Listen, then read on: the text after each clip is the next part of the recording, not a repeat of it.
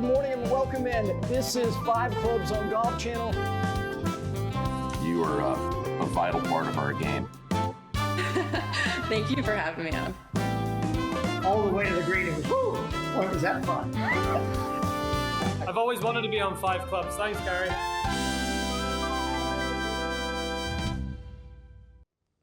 Welcome in. Good afternoon. Welcome into 5 Clubs here, live on a Sunday here on Golf Channel. I'm Gary Williams. Great to have you with us. This program, it doesn't matter what day of the week it is, and we normally don't work on Sundays, but we'll take the opportunity. It's always presented by Century Insurance. Whatever day of the week it is, they invest in golf in so many great ways with the USGA, with the First Tee, with the PGA Tour, and we're awfully proud to have them as our presenting sponsor. The business of business insurance is what they do. Evaluate yours with them. We've got an hour for you. Yes, I get it. Pats, Texans have just kicked off the second half. I can multitask. We may give you a scoring update, but more importantly, we're going to update you on what is transpiring at the Sony Open because we will lead right into Golf Central pregame. Damon Hack and, of course, Brandel Chambly leading right into final round coverage of the Sony Open, the first event of the PGA Tour schedule of the calendar year. We'll get to all of that. And, of course, the Dubai Invitational as well, which concluded this morning. We will get to that, some thoughts as well. Plus, I will be joined by a regular contributor here of 5 Clubs. You also hear him weekday mornings. He sets the tone. He's a great leadoff man at 7 a.m. Eastern time with the starter. That, of course, is Taylor Zarzour, who also does a lot of play-by-play for PGA Tour Live. He'll be on the World Feed next week for the American Express, which is a loaded field. All right, let's get to the Sony Open as we sit here right now, just after 5 o'clock local time. The leaders are going to tee off in just about an hour, and that leader, as you can see, is Davis Riley, a 2-time winner on the PGA Tour. He's got the 54-hole lead by 2 over Harry Hall, Chris Gotterup, and Kevin Roy. That's kind of a mixed bag in terms of the profile of those immediate chasers. But this tournament historically has proven that, one, somebody can jump up with a lesser profile or resume, but also final round scoring. We have seen players come up from off the pace, including a guy right now who has snuck into the top 10.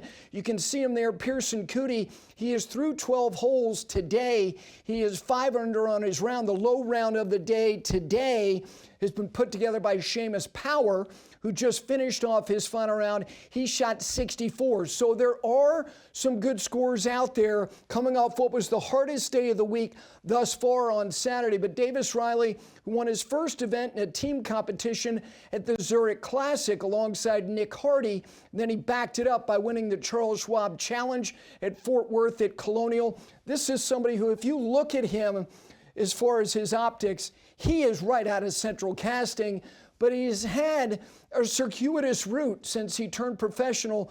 What a lot of people thought was a semester early, leaving the University of Alabama. We will have more on not only Davis Riley, but all those other chasers, because there could be somebody that is not currently on the first page of the leaderboard that could win this golf tournament because, one, pressure of trying to close, and also, like I said, there are a handful of players that are on the golf course now at 4 under par. We saw Pearson Coody at 5 under par with a handful of holes left. Don't know if he's going to have enough holes to post something that is going to make the players who are teeing off in just about an hour fret about.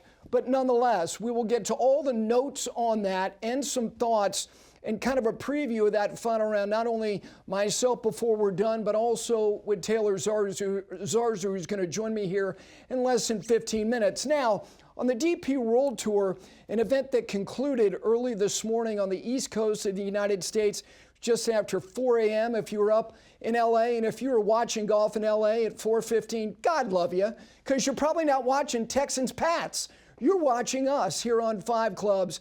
And let's get to the final leaderboard in Dubai, because Nacho Elvira, who won for the 3rd time, yes, he's a past champion, but if you consider that, yes, he was the 54-hole leader, and he actually got his lead to 3 shots, relinquished that lead because he struggled making the turn. He bogeyed 8, he bogeyed 9, and meanwhile, you had the likes of Shane Lowry, who went on a flyer, and Rory McIlroy, who made birdies on 9, 10, 11, 12, and 13 to suddenly thrust himself to 9 under par, where they were all jammed up. At one point, there were 5 players who had either a share of the lead or a lead alone, including Daniel Hilliard from Australia, who actually posted 9 under par and had that. He was not leading alone, but then Elvira made birdie on the 17th hole to give him the one-shot lead. But it was Shane Lowry, of all the players, who actually had it at 10 under par. If he makes par on 18, he is going to see a playoff. Elvira missed the green on 18 just right, was able to put putter on it, coaxed it up to about 14 inches and wrapped it in to win. So for someone like Nacho, at 38 years of age, who played college golf in the United States at Texas A&M, where he was a 2-time All-American, this is somebody who started his career, bounced back and forth between the Hotel Planner Tour, which is akin to the Korn Ferry Tour on the DP World Tour, and back onto the DP World Tour. And if you look at just his last 3 years alone, hovering just inside, if not right at 40th in the race to Dubai standings at the end of the year, 38, 39, 40, his best obviously being 38th, to launch himself to start a year. And I know he was very emotional when the golf tournament was over, having his wife, having his young child there alongside. And first of all, I love his golf swing. And for him to put together the swings that he needed to close out that golf tournament, with Rory getting to 9 under par, with Hoyer getting it to 9 under par. Obviously, Shane got it to 10 under par, and he was just outside the fairway on the left-hand kind of first cut before he got to the primary cut, and he hit it over the green into a back bunker. And a guy who's got just a sublime short game hit what looked like somewhat of a hooded, pulled bunker shot that he knew immediately was going to run by not only the flagstick, but it was going to go off the green. It went down into the hazard, had to take a penalty stroke. He winds up making double, and he walks off the green going, how in the world did that happen? Now, for Rory McIlroy, obviously, he is somebody who, with the exception of a couple of years, where about 7-8 years ago, where he made the choice to play in the Century one year and then to start his actual calendar year of competitive golf on the West Coast swing, he always starts in the Middle East, and he always gets off to a good start. And he's done it again. No, he didn't win the golf tournament. He finished in a tie for third, and he will go on next week, and he'll play again in Dubai at the Dubai Desert Classic, which is the first Rolex Series event of the year. Just look at Rory. He is the antithesis of a slow starter. And this includes like the infancy years, when he was just coming out of the incubator and becoming a professional. He now has 37 starts, his first 2 starts of each year as a professional. That includes now 25 top 5s, 19 top 3s, which he added to today, and 5 wins. And he's either won his first or second worldwide start in each of his last 3 seasons, 23, 24, and of course last year as well. And as I mentioned, he will tee it up next week at the Hero Dubai Desert Classic, his second start of 2026. It was interesting to listen to and hear some of the thoughts that Rory had after his final round. He said, and I'm quoting, not even paraphrasing, I wasn't really even thinking about winning the golf tournament. Now, look, when you're right there at the end, he knew he had a chance. He's abundantly aware. He has just acute spatial awareness of where he is in relation to leaders because he has as much experience as anybody in the last 17, 18 years.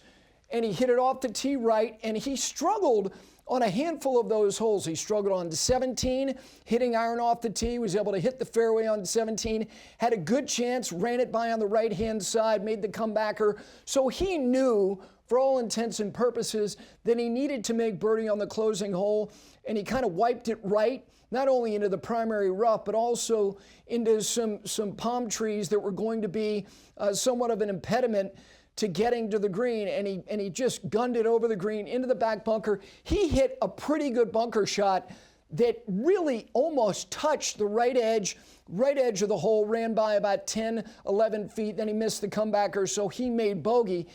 He said in conclusion for his week, as far as what he was pleased with and what he was not particularly pleased with, his ball striking he thought was less than superb.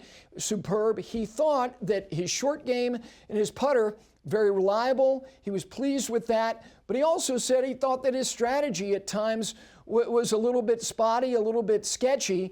But he felt that for all that he was trying to get out of the week, including, it has been documented all week long, whether it be on Golf Central pregame, postgame, the fact that he made the change from the blades to the cavity backs, which he was testing with at the end of the calendar year down in Australia. Overall, a top 3. It's what he does to begin the year. And also, I don't look at the betting markets that closely, but you know that he was going to be the betting favorite to go to the event that they're going to next, staying in Dubai, where he has been very loyal to those events throughout the year, not only to begin the year, but to end the year. He is going to be a haul to deal with. And that field, loaded not only with a lot of the top players in the world, from Rory to Fleetwood to Lowry, but also a bushel full of live golfers as well, starting their year before they begin their actual live schedule in Riyadh at the end of the month. All right, we're going to take a break here. We go back to the Sony Open and we take a look at what could transpire on a championship Sunday. And like I said, we will lead you right to Golf Central pregame at the top of the hour with Damon Hack and Brandel Chambly, and then final round coverage of the Sony Open being anchored by Steve Sands and Brendan DeYoung. Jordan Spieth, maybe somebody I asked Taylor about. He has birdied his opening hole. He's right on the cusp of being in the top 10. What could this mean in the big picture? But we'll start with the leader, Davis Riley, all the chasers. It's nice to have you with us. And if you're here, God, you love golf. You may even love the Texans or the Patriots. We'll even update you on that score. Great to have you with us. A special Sunday edition of 5 Clubs here on Golf Channel. Taylor Zarzour joins me next.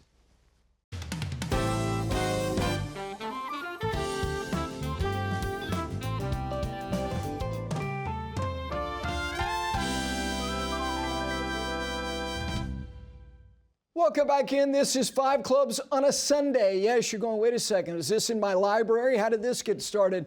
No, we are live on a Sunday. Great to have you with us, leading right to Golf Central pregame with Damon Hack and Brandel Chambly, and then, of course, final round coverage of the Sony Open. And this segment is brought to you by Peter Millar.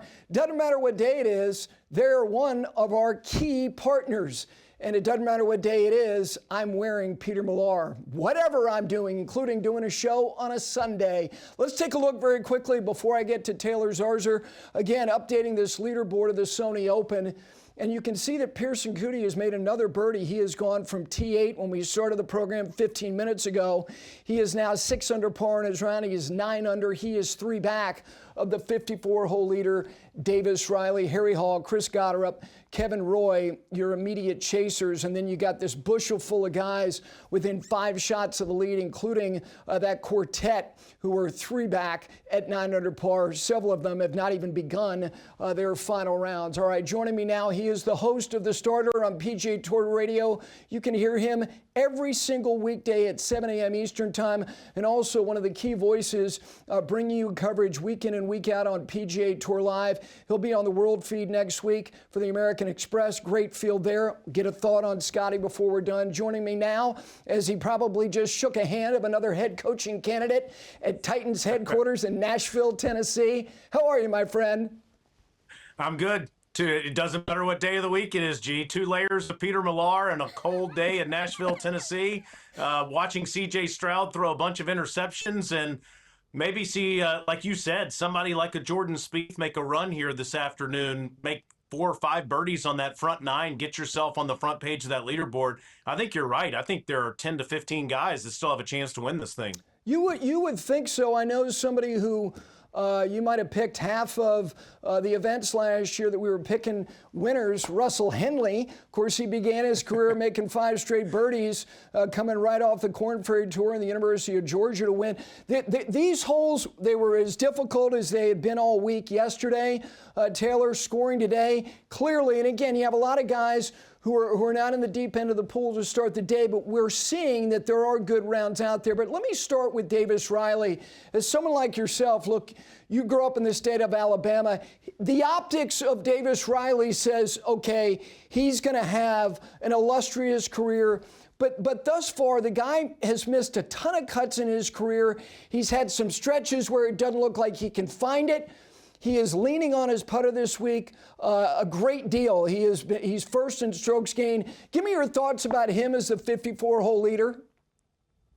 I tell you, he's won twice on the PGA Tour, Gary, so when he does get himself in this position, he's not afraid to close the deal. But you just referenced it. He's gone through a lot of ups and downs in his PGA Tour career. He's somebody that's had to battle his own confidence quite a bit out there throughout the course of the last 5 or 6 years. Davis is one of the most approachable guys that you'll find out there on the PGA Tour. He's somebody that's really easy to pull for. You mentioned his background at the University of Alabama, somebody that grew up in Hattiesburg, Mississippi, and still loves that area of the country. I wouldn't be surprised if he closes the deal today. Again, just because he's not been a top 10 machine doesn't mean he's afraid to win. He's done it twice, and I think he'll be tough to beat this afternoon. You know, you've got chasers like Harry Hall that also have won on the PGA Tour. And then, as you said, 5, 6 shots back, you've got a lot of guys that know what it's like to win. But in between all those guys, you have a lot of fresh faces that have never won on the PGA Tour before. And the nerves of a final round of the PGA Tour is something that's always fun to watch, see how they handle this pressure. Yeah, the one thing, Taylor, about Davis Riley, and again, if you look at his stats over the last couple of years, and even this week, his ball striking, his strokes gained off the tee, his strokes gained approach outside the top 160 in both categories the last 2 seasons. 3 years ago, he was a pretty good iron player. He was 40th. This week, he's first in strokes gained putting. His average feet of putts made outside of 120 feet. He cannot do that again today, can he? Can he be 62nd in strokes gained approach and make another 120 feet of putts and win this golf tournament? You wouldn't think so. I mean, you would think that over the course of 4 days, that all of a sudden is going to neutralize itself, right? That you're just going to have a normal day putting out there on the golf course. But who knows? I mean, the guy clearly loves YLI. He loves those really classic greens. And that's one thing I know that you've been talking a lot about, Gary, is the future of this tournament and wondering what happens with January. There's one thing that's inarguable. Everyone that plays this golf course feels comfortable on it, loves it. It's a fun golf course for people like you and me, for everybody watching at home to play, and it's also a really fun golf course for the best in the world to play. So if it is the last Sony Open, it will really be missed because everybody raves about playing this place. Yeah, you mentioned Harry Hall, who is one of the chasers. You also alluded to the fact that he's won a golf tournament on the PGA Tour. He is, week in and week out, one of the best putters. The closer he gets to the hole, those are his greatest strengths. When you look at him, you look at someone like Kevin Roy, and again, I'm just starting with the 3 guys who are the closest, at least right now, to start this final round. We may have somebody who gets to 10 under par who's on the golf course before they tee off. And then you have Chris Gotterup, who's won twice. Give me your thoughts if you had to pick one of those 3 guys to put the most heat or be the most likely to win this golf tournament, or the guys closest to start the final round, who would it be? I would pick Harry Hall because of how consistent of a performer he was last year on the PGA Tour, a guy that went to the Tour Championship, and without winning in 2025, he was a consistent performer. You referenced the victory. That was in 2024 at the ISCO Championship, an opposite field event. But he's been a guy that's not been afraid to consistently be out there near the top of the leaderboard. An excellent ball striker, a great putter, and anyone that can wear that hat in all weather. Yeah, listen, he's got a ton of confidence. He doesn't care what other people think. I think the next step for Harry Hall is to be a potential Ryder Cupper in 2027 for the European team. I think that he'll be somebody that'll be considered for whoever that captain is. Yeah, I think about, even though it's a long way off, that European Ryder Cup team, and it's like, okay, in 1925, let's say some young up-and-coming baseball players said, you know what, I'm going to be a part of that 27 Yankees lineup. Like, honestly, you know this. Europe has never been deeper, particularly continental Europe. English golf is riding high. Reasonable, certainly. Let me ask you about Chris Gotterup, though, because His name was kicked around a lot after the Scottish Open. He backs it up by not just showing up at the Open Championship. He finished tied for third there. Here's a note. I was looking back, Taylor, on last year. His only round over 70 from January to the end of the year was a round of 74 in the final round at the U.S. Open, where he finished tied for 23rd. He was second in final round scoring average on the PGA Tour. I have to hitch my wagon to somebody who shot 66 playing with Rory at the Scottish and has proven that Sundays is his most comfortable day. He's fearless, isn't he? And now he's living in Florida, so he doesn't have to warm up in the cold weather to get ready for the season. So that move in the offseason, I'm sure, has helped him. And you're right. I mean, he had an outstanding 2025. Maybe those great victories that you talked about there, or great performances rather, that he had in July was maybe a little too late in the season to get him on that Ryder Cup team. But this guy is unafraid when he gets around a leaderboard, and he doesn't care who the players are around him. Chris Gotterup looks like he's primed to be one of the better players on the PGA Tour in 2026. We're wondering, who are those guys that are going to rival Scottie Scheffler on a week-in, week-out basis? I'm not suggesting that Gotterup's going to be one of the top 2 or 3 players in the world, but it would be fun to see a guy like Gotterup, somebody that you didn't have on your bingo card at the start of 2025, all of a sudden show up and be somebody that is going to be competitive with the best players in the game. Yeah, you wouldn't want to be hitting balls in Little Silver, New Jersey today, like where he grew up. I think this is an interesting year for him. Look, he's 26. He's already got multiple wins. He knows what it's like to have his name kicked around when it comes to the Ryder Cup conversation, into the month of August like he did last year. Be interesting to see if that conversation would continue with him and Brandt Snedeker's President's Cup team this year. Let me ask you about a few other guys who are in close touch, who have great records. One in particular, the guy who's the defending champion. Corey Connors being one, and then Nick Taylor, who is the defending champion, who lives inside the top 11. Give me a thought about both of those two guys starting this final round.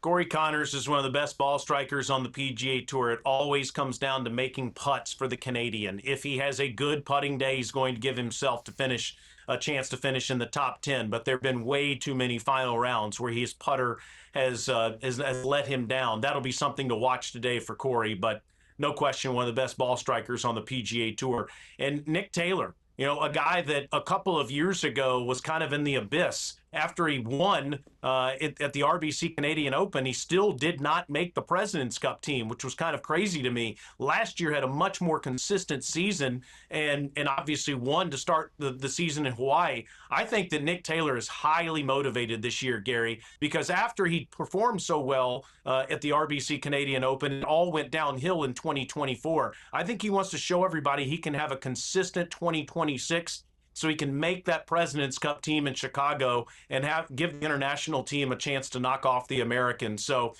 both of those guys, formidable players. There'll be 2 guys that'll be fun to watch later today. Yeah, it's interesting, with the ability of both Tyrrell Hatton and Jon Rahm to still represent Europe, it's not like we feel like Europe has been dinged by some players going to live, where really for the international side in the President's Cup, that they've been affected significantly. And who knows how many Canadians not far, obviously, from Chicago could be there. Let me get one last thought from you about one other player, and that's Ryan Gerard. Went to the University of North Carolina, 26 years of age. If you look at his modest record as a member of the PGA Tour, the one thing that he's done, he's unafraid of windy conditions, finished second at the Valero, and if everybody remembers last year, that was brutal final round conditions. And 2, as you know, being from this part of the world, Bermuda grass. It ain't a weed around here. It's a delightful thing. I think Ryan Gerard has a really good chance to win this golf tournament today. What do you think? I do too, and I think that a lot of diehard golf fans maybe are familiar with what he just did in December, but the last tournament of the year that awarded world ranking points was played in Mauritius. And this guy who lives in South Florida in Palm Beach, he took an Uber to Fort Lauderdale with his best buddy, who's his caddy. They flew from Fort Lauderdale. They got off the plane in Rome. They toured the Colosseum. Then they went to Mauritius from Rome, and he finishes second in the tournament to go from 57th in the official world golf rankings to well within inside the top 50 to get his invitation to the Masters by finishing in the top 50 in the world rankings at the end of the year. Somebody that's willing to do that, to go all the way to Mauritius to get one last chance to try to get into the top 50 and goes into a playoff and almost wins the tournament.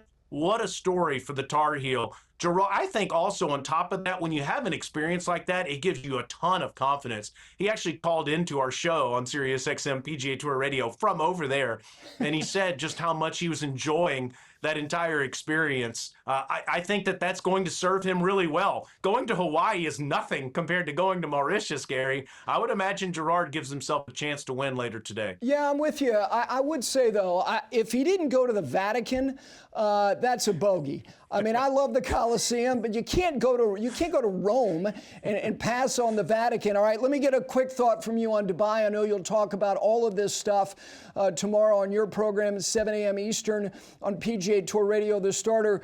The guy who did win, I heard you guys, your producer, calling golf on a Friday. What a way to end the week. Nacho Elvira wins the golf tournament, but also just a first impression of Rory in 26 and Shane Lowry's blunder on the final hole. I'm just so proud of you and all of our listeners for making it through Billy Dowling's play-by-play on Friday morning. That is something.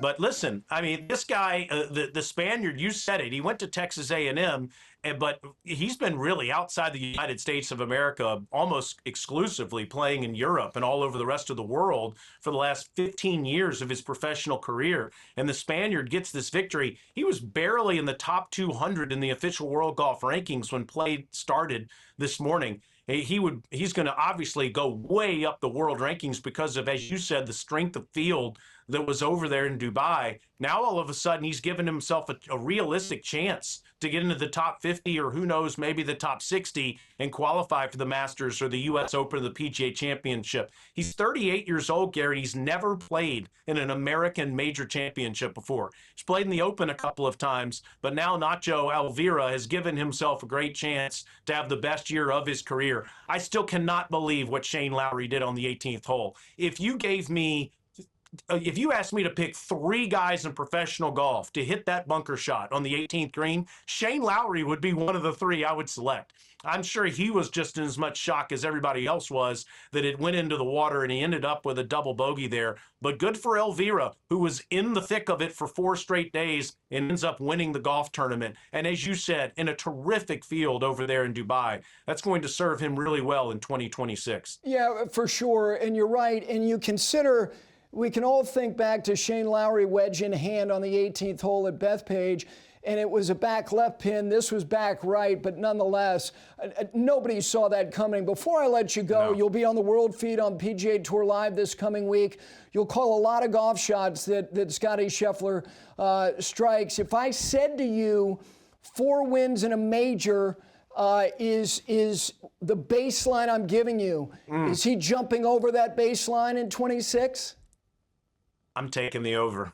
Isn't that crazy? Wow. I mean, what this guy's done in the last 4 years, that is, you did a very good job of setting the line, too, because that's about where it would be. But, yeah, as long as this guy is as motivated and has that dogged determination to win, then, and he's going to turn 30 this summer, he's still in his prime years, yeah. I think he's going to win 5+ tournaments. I think he's going to win this week at the American Express. I don't know how you could pick against him with just how much talent he possesses. His mind is so sharp on every single shot. It's going to be a great field this week for the American Express. So I'm excited to see the competition that Scottie is going to have. But yeah, no, I expect him to win 5+ times, at least win 1 major championship in 2026. I think we're watching one of the 5 to 10 best male golfers of all time right now in the middle of his prime. And I think everybody should sit back and enjoy it. Now, I really hope that a Xander Schauffele or a Rory McIlroy or someone we're not thinking about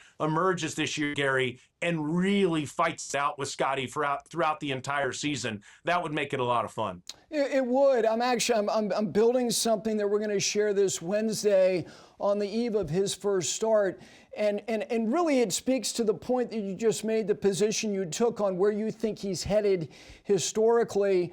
And I'm there with you. Here's the other thing about setting a baseline with 4-1. Like, what do I say? 4.5 a major? Like, I mean, you go 1.5. It's very hard to set the line on an over-under on major wins.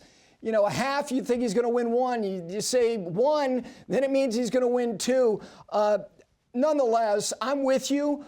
Thank you. On a Sunday, I know you're getting ready to interview Jerry Glanville there at Titans headquarters. Wow, Jack Pardee, Jerry Glanville. We're going to Oilers old school. Yeah, all right, fantastic. Tighten up, Gary. Thank you for having me, and look forward to seeing you on Monday morning. This is fun on a Sunday afternoon. Thank you for doing it, my friend. That is Taylor Zarzour. You can listen to his program, like I said, weekdays, 7 a.m. Eastern Time on PGA Tour Radio, Channel 92. Of course, we follow at 8 a.m. as we will tomorrow. We take a break, come back, update the leaderboard at the Sony Open, heading toward the top of the hour, Golf Central pregame. Damon Hack, Brandel Chambly, right here on 5 Clubs, live on a Sunday. We're back with you right after this.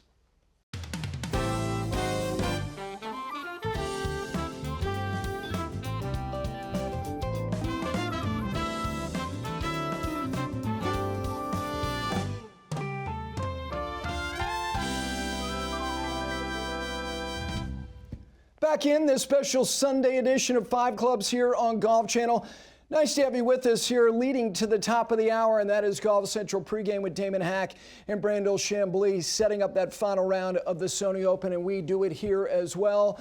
And we do everything we do here, thankfully, because of great companies like Century Insurance, our presenting sponsor.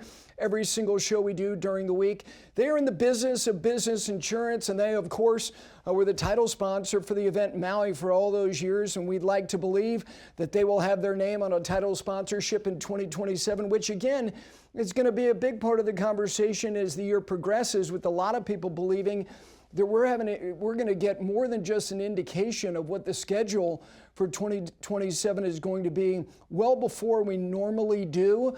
But they are at the Sony Open, what appears to be the swan song certainly for that event. And it looks like not only Hawaii, for the time being off of the PGA Tour schedule, which is why tonight at Waialae Country Club, which is so charming and has the ability to reward and punish equally all styles, which is evidenced by all of the players that have won this great event through the years, through the decades.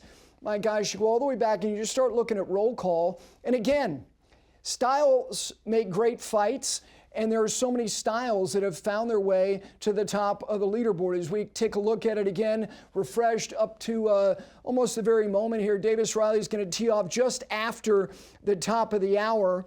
And you look at Harry Hall, Chris Gotterup, Kevin Roy, all at 10 under par. Pearson Coody, who is 6 under on his round. He's at 9 under par with a host of other players, including Patrick Rogers, Ryan Gerard, Nick Taylor, who's your defending champion. You see Daniel Berger down there in a tie for 10th. All these players that are literally either just beginning their rounds or a little bit further along in their rounds, considering the closing stretch of holes, yes, including that par 5 18th, which has got a ton of quirk to it, but is gettable. And that is something that Davis Riley wants to be in a position to have a chance to either close a golf tournament or at bare minimum be in a position to be in a playoff. But he's got everybody chasing him. And if you look at Davis Riley, like I said, he is somebody who I'll never forget when he made the choice to leave the University of Alabama. He had no status on any tour. He was among absolutely the 3 to 5 best collegiate players leaving the University of Alabama, with a roster at that time that people thought most certainly could make it to match play. And then you take your chances making a run in the NCAA tournament. And if you look at where he got his first win, he did it alongside what was a last-minute pairing alongside Nick Hardy, the young man who went to the University of Illinois. And then he goes on and he wins the Charles Schwab Challenge. And even though Perry Maxwell and Seth Rayner, you go, well, what do they have in common? Well, how about genius designers? And he won at Colonial, and he's looking to win on a Seth Rayner golf course at Waialae Country Club. He was one of a handful of players, if you can just think back to last May at Quail Hollow in the PGA Championship, most of what everybody was talking about heading into the final round was, will Scottie Scheffler do what we have become accustomed to him doing, and that is close 54-hole leads in major championships. But we had what was for the first time the likes of Jon Rahm and Bryson DeChambeau, who were right in the middle of it, really making the turn onto the inward nine at Quail Hollow. But Davis Riley started that day as close as anybody. He didn't get closer. He wound up starting the day 4 back. He wound up being 5 back, and he finished in a tie for second with Harris English, and it was Jon Rahm and Bryson DeChambeau. And I think for extenuating circumstances, the reason why they didn't finish tie for second is that they had to do what Scottie Scheffler customarily does to players. Put them in a position to take stuff on late in final rounds of golf tournaments they don't necessarily want to, because they know that guy is not going to, dribble a lead off the end of his racket or his clubs, and he didn't do that. So Davis Riley, again, he wasn't real close, but again, the experience in finishing second in a major, the one thing I would say about him is that, again, his ball striking over the last 2 years, and it's really been on display again this week. He is not at the top of the leaderboard because he is doing something he hasn't done well for the last couple of years, which is be a very good iron player. He's been outside the top 160 the last 2 years. This week, he's tied for 62nd, entering the final round in strokes gained approach. It's his putting. He has been so good, not only from short length and the reliable length, 5 to 10 feet, he's making road maps. So he is making, on average, 121 feet and 6 inches of putts around Waialae Country Club. Now, look, if he does that again, he's likely to win the golf tournament, but it's very rare to see somebody do that for 4 rounds. That's why I think he's got to be tidier. And not only does it mean that he's making a lot of putts because his iron play has continued to be inconsistent and faulty, he also has been very good scrambling. Now, with respect to some of the chasers, just a quick little profile, little bio blast on these guys, starting with Harry Hall.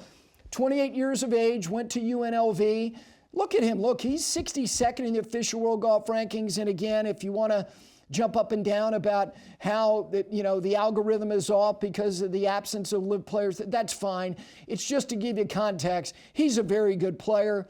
He won a golf tournament 2 seasons ago, missed just 3 cuts and 25 starts. He is, week in and week out, one of the best putters on the PGA Tour. Last year, he was 3rd in strokes gained putting, 6th in scrambling, in which overall, you couple that with pretty good ball striking. Harry Hall was 6th strokes gained total on the PGA Tour for the season last year. Now, with Chris Gotterup, not only did he win in Myrtle Beach to get his first win, but then last year is when he jumped to the front of the line in terms of kind of stream of consciousness for people going, okay, is he going to be what we thought he was going to be after he left Rutgers, went to the University of Oklahoma, and then he gets paired with Rory in a final round of the Genesis Scottish Open at the Renaissance.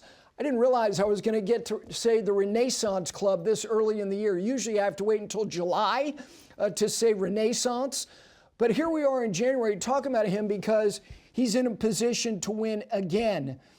And if you look at him statistically, there are certain things that absolutely jump off the page, and he's doing it again this week. Last year, he was 9th strokes gained off the tee, but it's his putter and his approach play, which was outside the top 100. He is 4 for 4 in sand saves this week, but I'm going to go back to something that I shared talking to Taylor Zarzour. Over the course of the season, not only was he really, really good in the final round, of tournaments, he was outstanding. He had one round from the end of January until the end of the season, which was higher than 70. And by the way, those two rounds that were 70s, all the other rounds were sub 70 from the beginning of January, or pardon me, the end of January until the end of the season. And that round of 74 at Oakmont, for all intents and purposes, that's almost like a shot or a half a shot under par in the final round of a major championship, let alone being at Oakmont with stops and starts. And he wound up finishing and it tied for 23rd. And it really was from the beginning of June. If you go back and you look at Chris Gotterup's season, he missed a number of cuts early in the year. So obviously he's not starting his year kind of like he did last year. And secondly, as far as the confidence that he gained, he shot 66 in the final round of the Scottish Open playing alongside Rory. You add to that final rounds in the 3 playoff events when he was right in the middle of the Ryder Cup conversation, where you could say, well, after the FedEx, St. Jude Championship, he finished outside the top 40, so he really was on the back burner. That's fine. The fact is, when you shoot rounds, including a really good final round of the Tour Championship at Eastlake, you're in a different space. Today will be interesting for him, because can he do what he habitually did all last year on Sundays, put up a really good number? And if he does that, you know what? I think he has a very good chance, as good as anybody. And let me say one last thing about Kevin Roy. He's the one guy among the guys who are the closest to start that final round who is yet to win on the PGA Tour. He has more starts on the Korn Ferry Tour than he does on the PGA Tour. 147th in the world rankings. He had 3 top 10s in 29 starts last year. The one thing, if you look at what Kevin Roy does really, really well, again, this is his 67th PGA Tour start.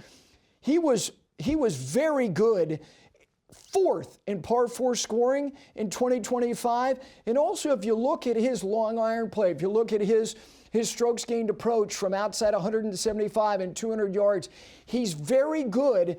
And the reason I bring that up is that if he drives it exceptionally well and he's in a position to win or maybe force a playoff on 18, he's been very, very good with metalwoods and long irons. At least he was over the course of a season in 2025. A couple other things I just want to touch on before we get to our final break is Vijay Singh. The last I checked, Vijay Singh was currently in the top 25. Now him finishing in the top 25, if you had the position that he shouldn't have been in the field or he should have passed as a lifetime member of the PGA Tour. Now, first of all, you can look at all the players who missed the cut this week, from Colin Morikawa to Keegan Bradley, Luke Clinton, Gary Woodland, Michael Brennan, Tony Finau, and Vijay made the cut. Vijay Singh didn't have one start on the PGA Tour in 2025. His last start, and it wasn't even a PGA Tour event, was the 2024 Masters. So here he is at 62. My question, just broadly putting it out there, if Tiger at 62 wants to start a golf tournament and he hadn't played much competitive golf, you're going to say, well, he's Tiger and he's Vijay. Look, lifetime members, when you achieve what he's achieved, if you don't like the rule, that's fine. But with respect to him, I think it's wildly impressive. Oh, by the way, he's had a residence in Hawaii for many, many years. He has a very good chance to finish in the top 25, hell, maybe even the top 20. Last break, come back, final thoughts. Golf Central pregame coming up in less than 10 minutes with Damon and Brandel. We're back on 5 Clubs right after this.